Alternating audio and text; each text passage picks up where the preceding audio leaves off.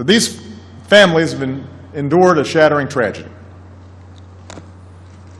It ought to be a shock to all of us, as a nation and as a people. It ought to obsess us. It ought to lead to some sort of transformation. That's what happened in other countries when they experienced similar tragedies. In the United Kingdom, in Australia, when just a single mass shooting occurred in those countries, they understood that there was nothing ordinary about this kind of carnage. They endured great heartbreak, but they also mobilized and they changed. And mass shootings became a great rarity. And yet here in the United States, after the round-of-clock coverage on cable news, after the heartbreaking interviews with families, after all the speeches and all the punditry and all the commentary, nothing happens.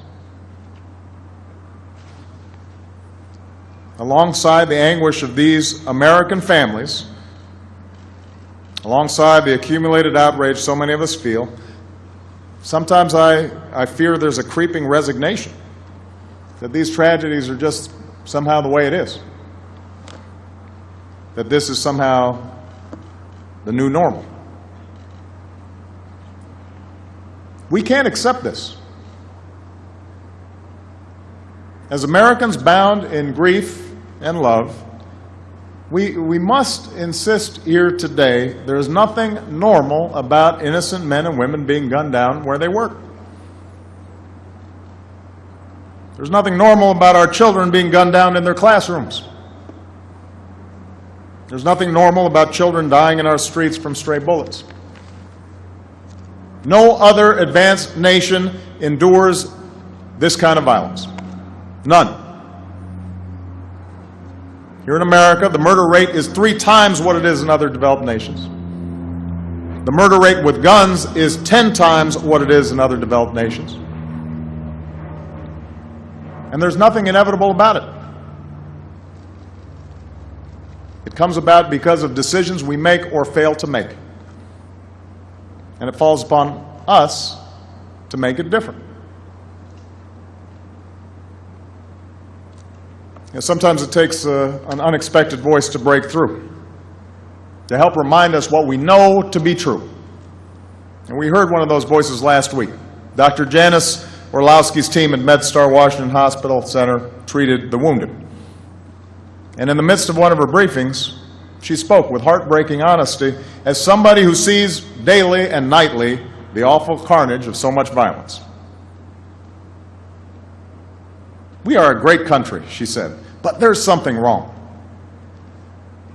All these shootings, all these victims, she said, this is not America. It is a challenge to all of us, she said, and we have to work together to get rid of this. And that's the wisdom we should be taking away from this tragedy, and so many others. Not accepting these shootings as inevitable, but asking what can we do to prevent them from happening again and again and again. I've said before, we cannot stop every act of senseless violence. We cannot know every evil that lurks in troubled minds. But if we can prevent even one tragedy like this, save even one life, spare other families what these families are going through, surely we've got an obligation to try.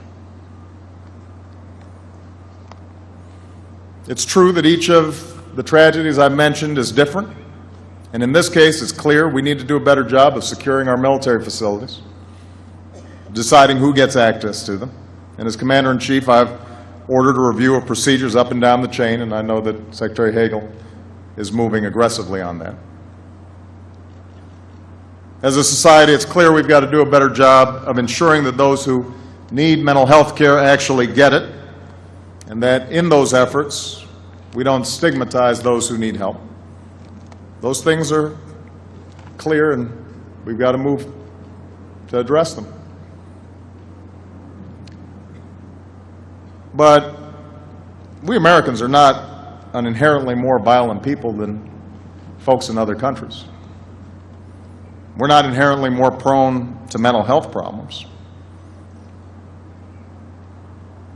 The main difference that sets our nation apart, what makes us so susceptible to so many mass shootings, is that we don't do enough, we don't take the basic common sense actions to keep guns out of the hands of criminals and dangerous people. What's different in America is it's easy to get your hands on a gun. And a lot of us know this. But the politics are difficult, as we saw again this spring. And that's sometimes where the resignation comes from, the sense that our politics are frozen and that nothing will change. Well, I cannot accept that. I do not accept that we cannot find a common sense way to preserve our traditions, including our basic Second Amendment freedoms and the rights of law-abiding gun owners, while at the same time reducing the gun violence that unleashes so much mayhem on a regular basis. And it may not happen tomorrow, and it may not happen next week, it may not happen next month, but it will happen because it's the change that we need, and it's a change overwhelmingly supported by the majority of Americans. By now, though, it should be clear that the change we need will not come from Washington, even when tragedy strikes Washington. Change will come the only way it ever has come, and that's from the American people.